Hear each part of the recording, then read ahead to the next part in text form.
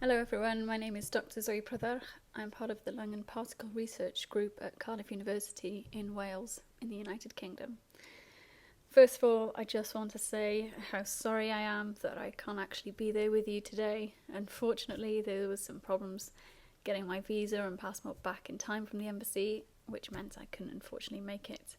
However, please feel free to email me with any questions, and hopefully I'll be able to join you in a live conference call later.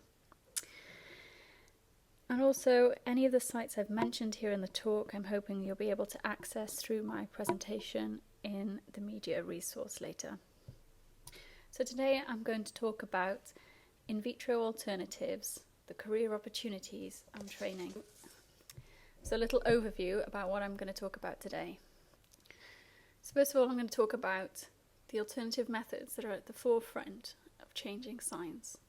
And I'm going to use the NHBE models, which is our specific work here at Cardiff University, as an example as a replacement model in lung research. I'm going to talk a little bit briefly about innovation and engagement and the importance of dissemination of research, and also the training and career opportunities available to scientists who wish to pursue alternative methods. So do we really need alternatives?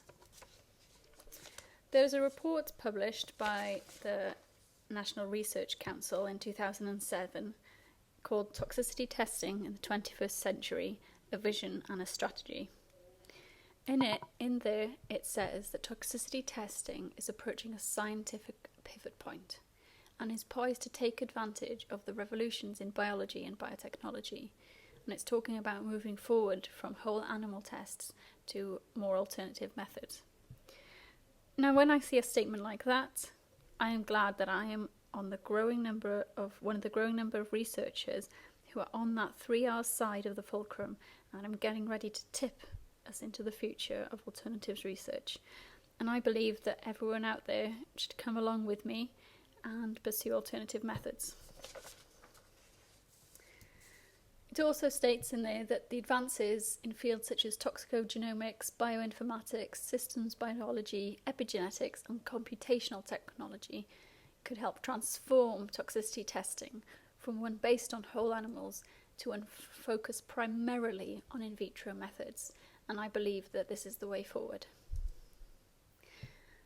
So there's been a bit of changing legislation that has helped spearhead this change to alternatives. I think it has been coming for quite a few years, and more people are seeking alternative methods. Some of these changes in legislation is the 7th Amendment to the EU Directive on Animal Experimentation. Now, this directive puts a ban on the testing or marketing of cosmetic products or their ingredients that have been tested in animals. This ban was effective from March 2013, and that was regardless of the availability of alternative test methods available. There's also been the REACH programme, which is the registration, evaluation, authorisation and restriction of chemicals.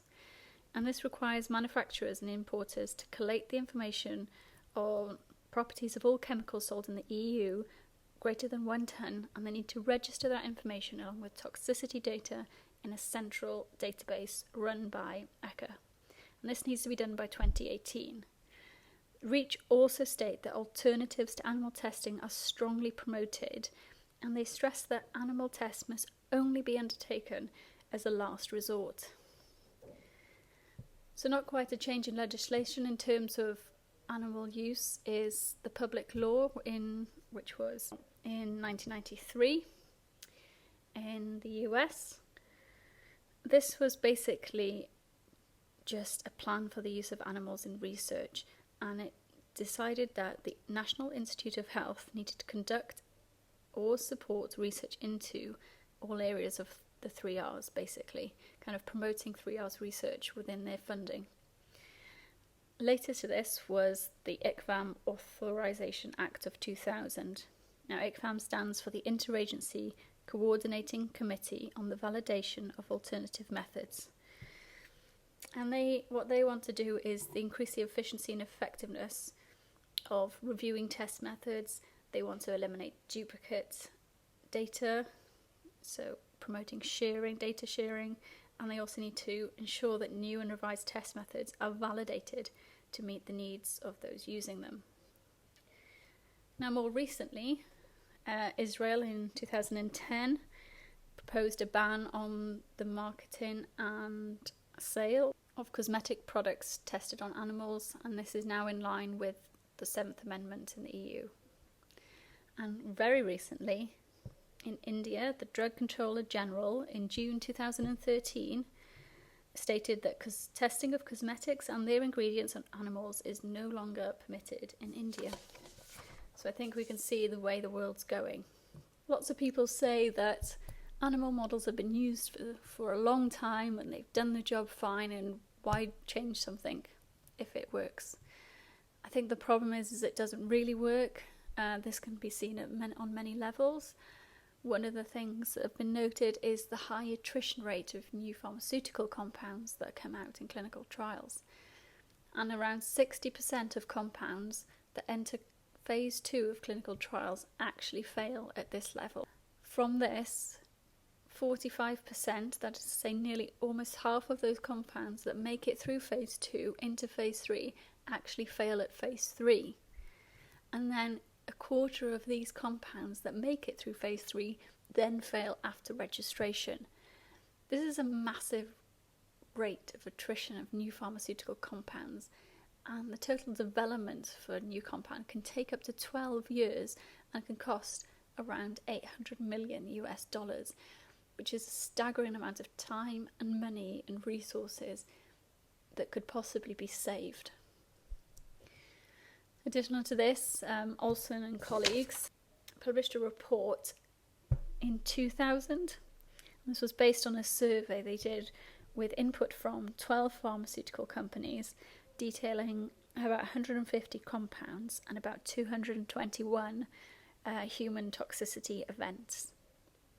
Now, what they did was they tried to see whether the animals were able to predict human toxicity, and what they deduced was that if you took all animals as a whole, and the best case scenario, i.e. if one animal could actually predict the toxicity event in humans, it was deemed a success.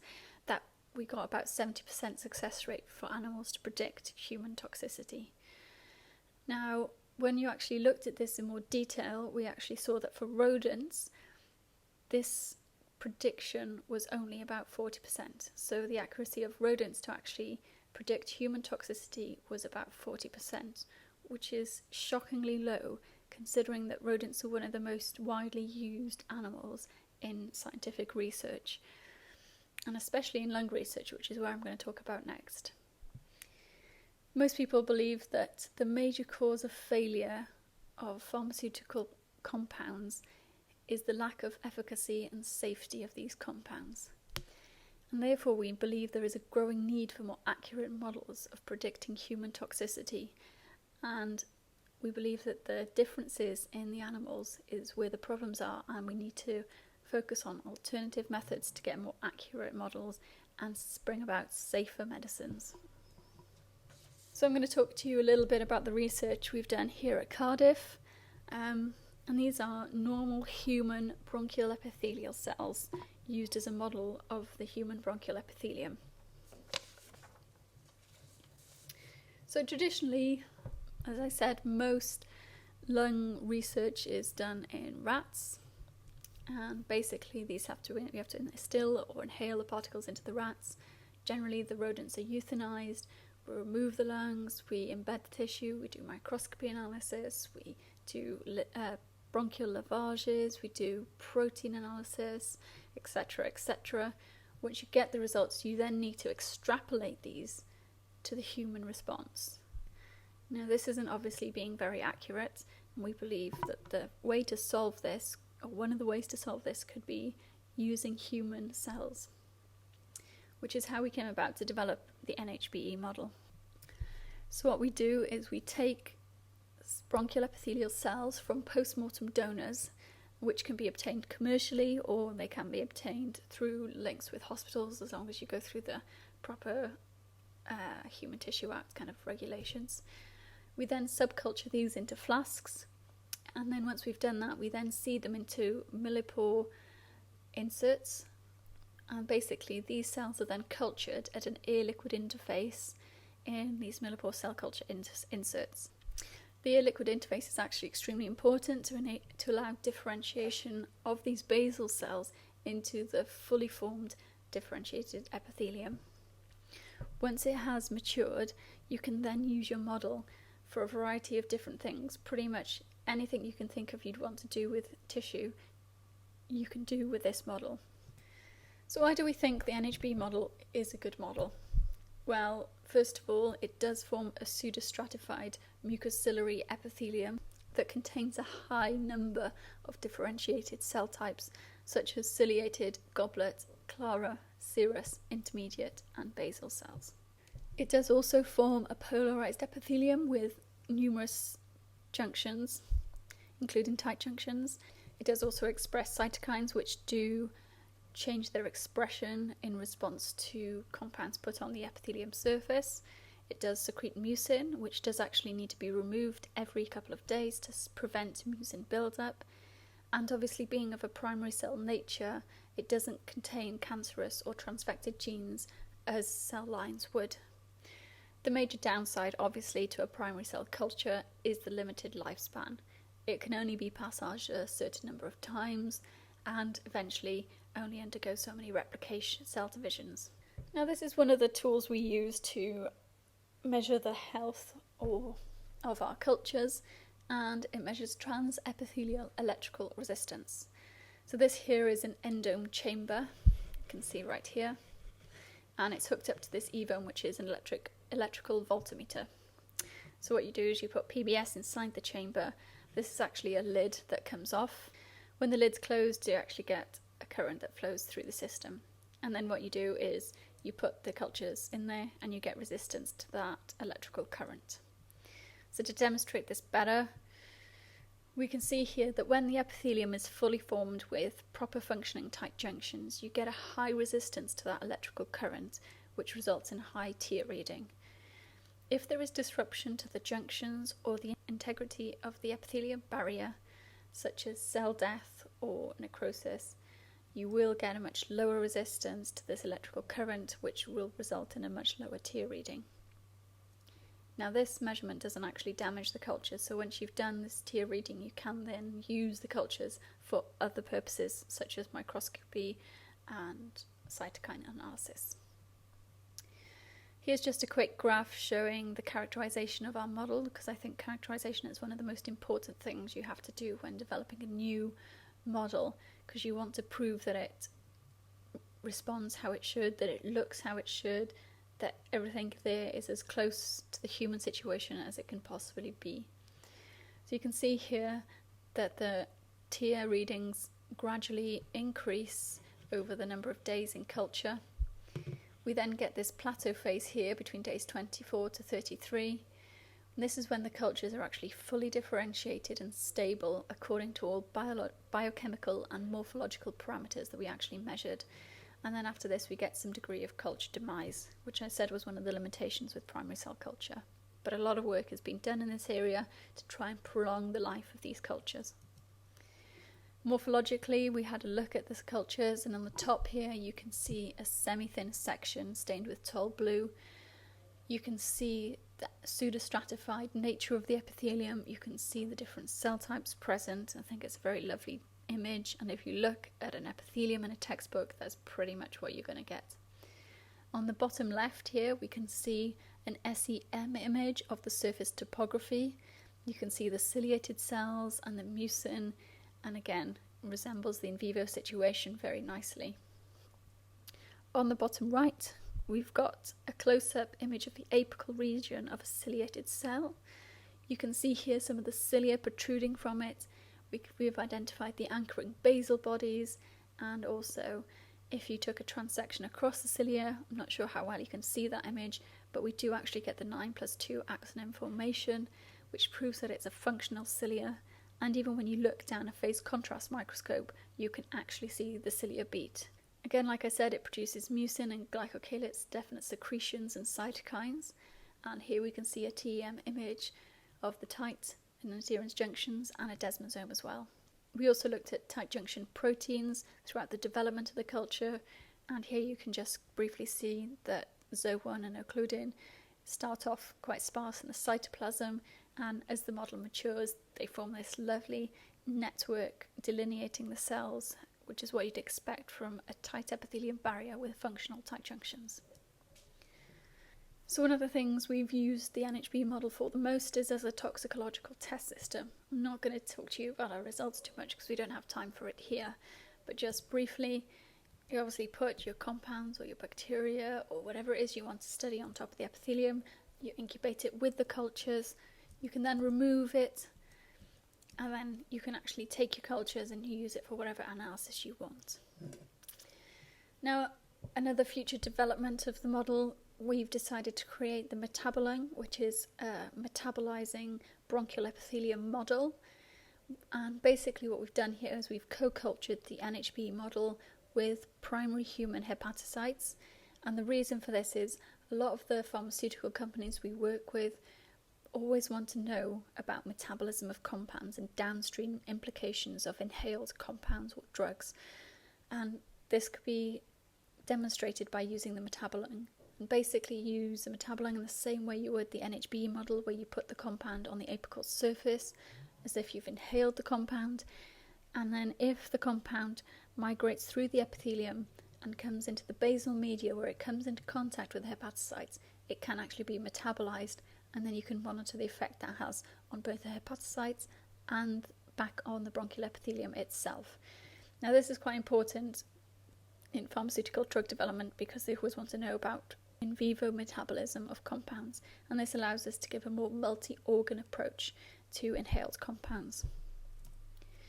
Just to give you one example, here we put phenacetin onto the apical surface of NHBEs or metabolome, or we just obviously put them directly with the hepatocytes themselves, and we monitored the amount of the metabolite acetaminophen produced. Here you can obviously see with the hepatocytes alone you do actually get quite a high amount of metabolite produced. You can then see here with the NHB cultures by themselves you don't really get any production of the metabolite. Now here we can see with the co-culture you do actually get some metabolism of the primary compound. Now this is obviously much less than hepatocytes alone, but that is as you'd expect, as with the hepatocytes you're putting the primary compound in the direct media with the hepatocytes, whereas with the metabolome you first need to put the compound on top of the epithelium and it needs to migrate through the epithelium before coming into contact with hepatocytes. But therefore we think these results are promising, and we've actually undertaken this with different compounds detailing different SIPs within the lung. So basically, in conclusion of the NHB models as alternative models to animals, we've seen that extensive characterization of the model means that it is actually a viable in vitro test system for the respiratory epithelium. It does have a relatively large exposure window of 10 days, and is actually very cost effective, with one donor cryovial yielding around 350 24 well-sized cell culture inserts, which works out at a cost of about £2,500 for 350 inserts, which is very cost effective compared to the cost of animals. And also the NHB model does have numerous applications in toxicology and infection, not infectio, and such. And the development of the metabolome has allowed us to get metabolism into the NHB model and provide us with more of a multi-organ related test system. So I'm just going to give you a brief overview of some of the innovation and engagement activities I actually perform and I have performed whilst being at Cardiff University. Now I believe innovation and engagement activities are actually very important. It allows us to disseminate cutting edge research to the upcoming generation. It allows us to open up the minds of young people to the possibility of alternatives in science, and makes them more receptive to using alternatives and their advantages when they actually become involved in science at the university level and then possibly PhD and beyond. So here are a couple of things that I've done. I'm actually a registered STEM, which is Science, Technology, Engineering and Maths ambassador. I basically go into schools, you help them out with projects, I help the students get CREST awards.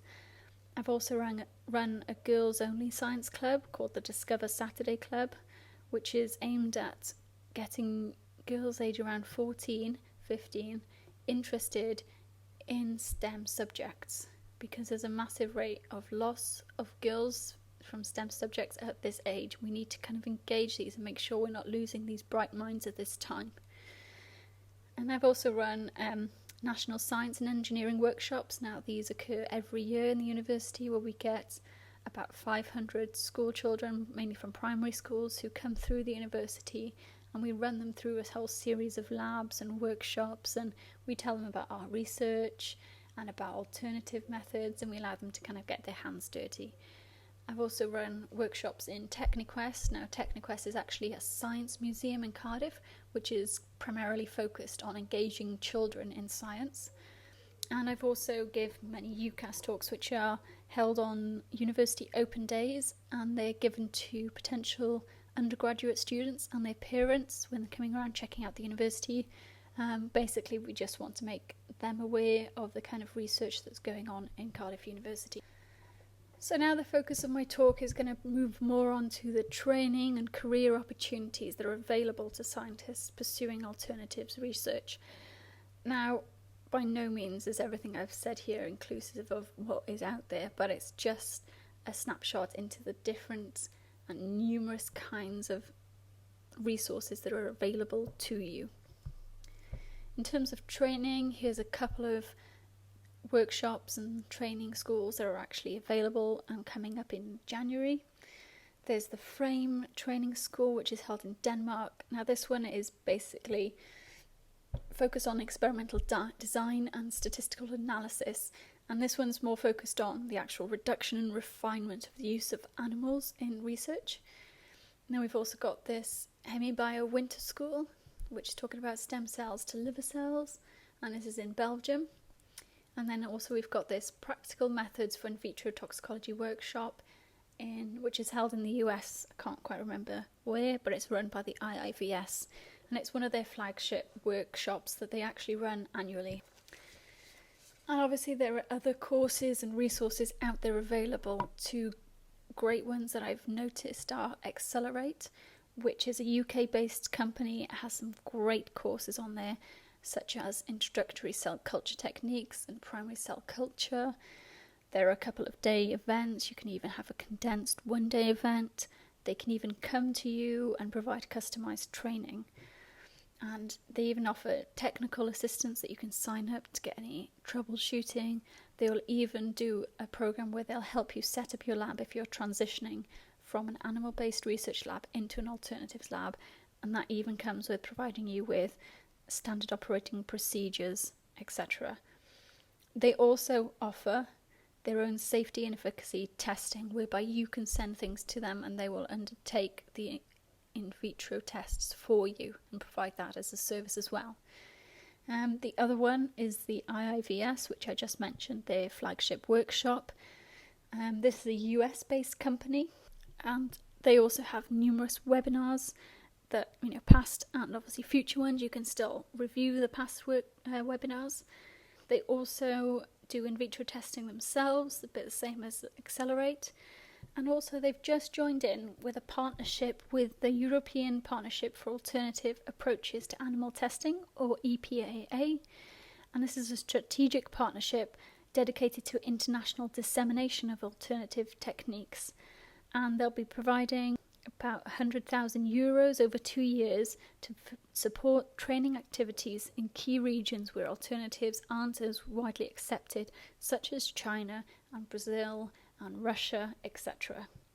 Then you've also got the Alexandra project, which is alternatives to experiments on animals destined to research applications, and they're focused on training scientists on open source 3D tissue models, which is actually amazing because so many people are protective of their research that they're actually promoting and training people on how to create these models themselves. And they've done this recently, I think in this year.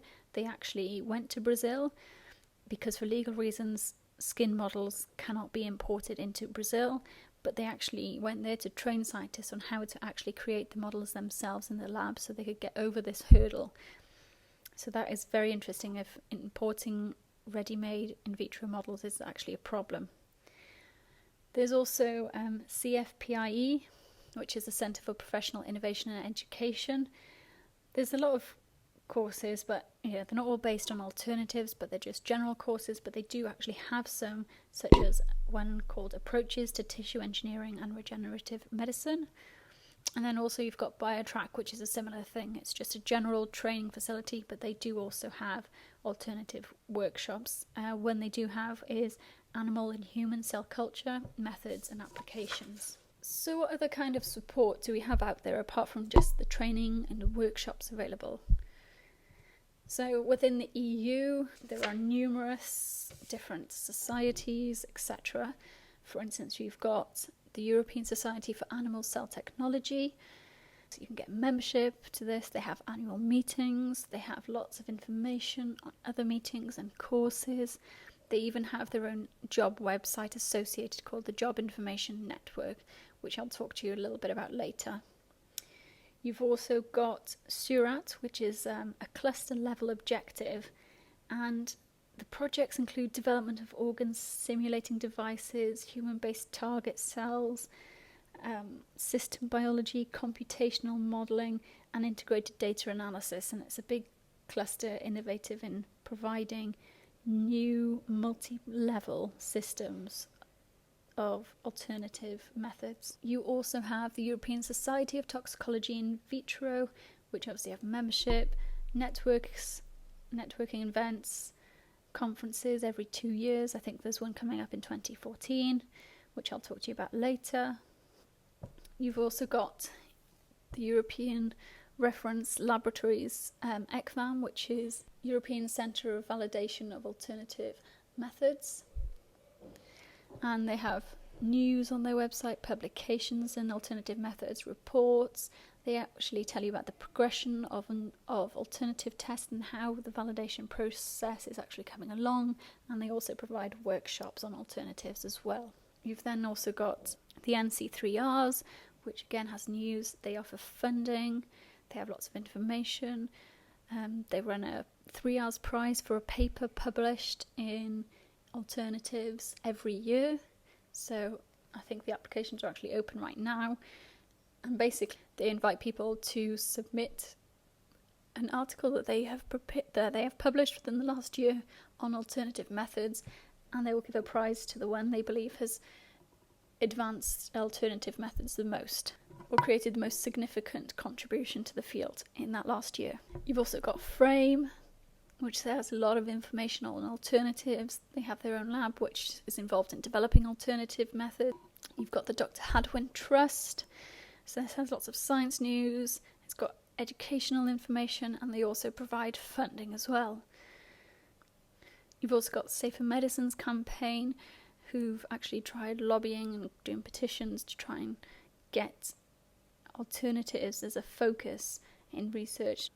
And then you've also got Accelerate, and these provide tools and opportunities for increased networking and information exchange and collaboration among scientific disciplines.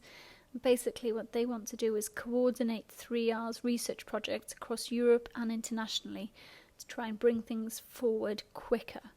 And they also run an annual workshop. So outside the EU, in the USA, alternatives are becoming more and more commonplace. You have got the ARDF, which is Alternative Research and Development Foundation, which provide funds for research projects in alternative methods.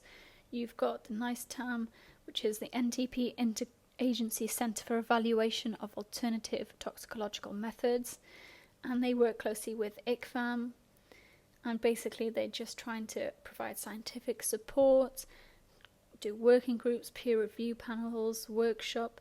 They kind of have scientific advisory committees, and they want to conduct independent validation studies, and they want to actually try and get these alternative methods integrated into regulatory safety testing as soon as possible. So again, we've got the IIVS, which I've already mentioned to you with their workshop.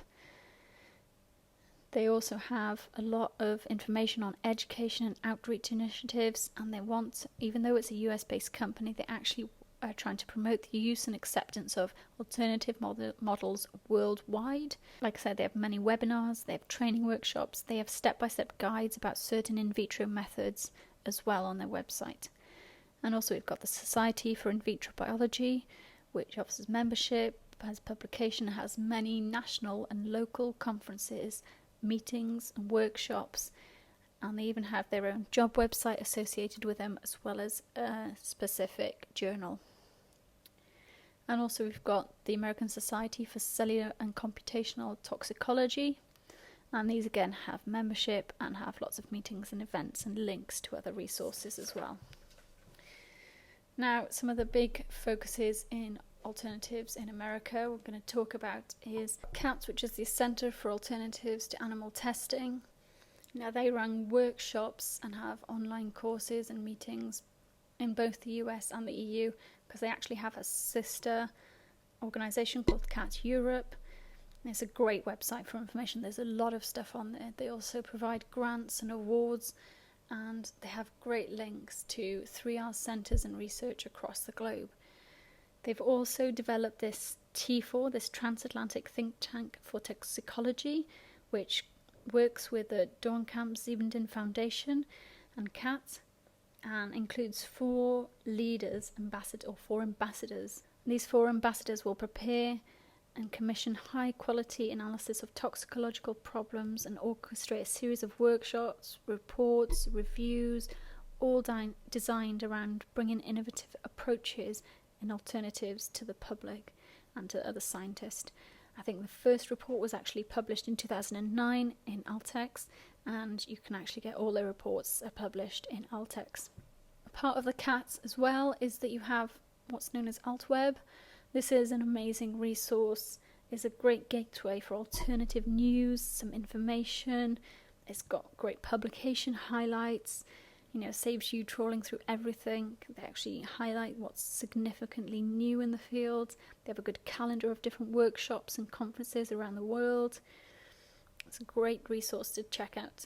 You've also got Altox, which has 3 interconnected components. The first one is this online forum or messaging board, which is known as the Altox Forum, which kind of encourages people to problem share and discuss things around alternatives. It's a great way to kind of troubleshoot or get to know different people or find solutions or help other people out. They also have this toxicity testing resource, which is a great informational section on toxicity testing and gives a great table on the alternative methods out there and whether they've been validated and by which valid regulatory authorities as well. And also they invite commentaries or short essays by scientists, and this is called The Way Forward. And it's a great little essays about different things in alternative research. So as we are in Latin America, we can talk a little bit about some alternatives in Latin America. Obviously, these are not as prevalent as in Europe, say, but however, things are emerging and things are progressing, and this can be seen by the establishment of things like RENEMA, which is a national network of alternative methods. It's based in Brazil.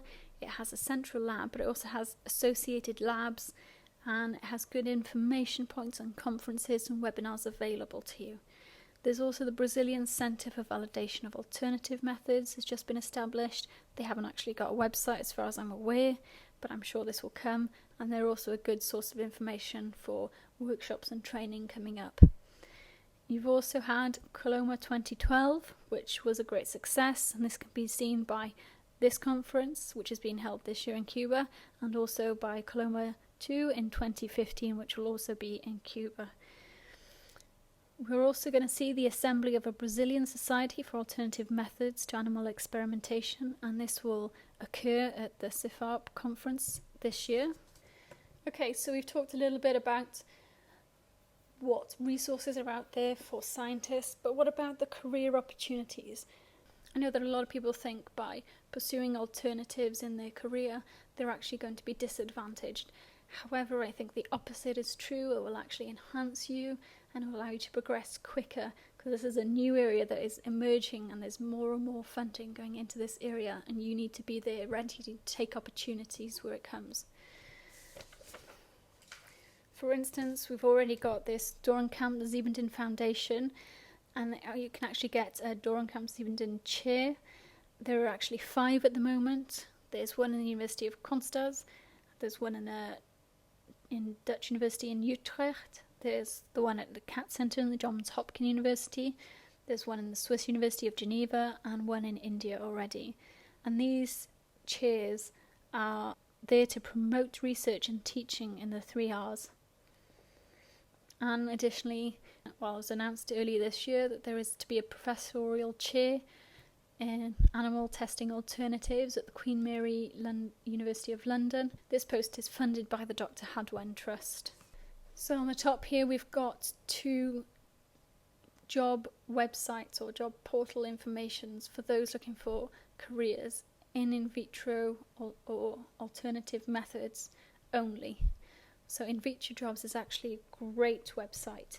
It enables researchers to research what jobs are available to them, but it also gives you a list of research groups active in alternative research, which allows you to contact those groups for future opportunities, etc. They do also give a newsletter, and they have a great section on the grants and awards that are available to you by country. And also we've got this job information network, which I told you is part of the ESACT. And this is just a basic job website, just gives you a list of the jobs or the vacancies that are out there. Then you've also got things like the Lush Prize, which every year give out prizes. So they've got the Science Prize, the Training Prize, a Young Researchers Awards, they've got a Lobbying Prize and also a Public Awareness Prize. Now each of them have a pot of £50,000, which can either be taken by one individual winner or divided amongst winners if they deem to be equally worthy. But they've also got this Black Box Prize. Now this is for outstanding contributions towards ending the use of animals in product safety testing. And if you win this, you get the full £250,000. It's not happened yet, but it's only in its 2nd year right now. And then you've also got this Colgate-Palmolive Awards.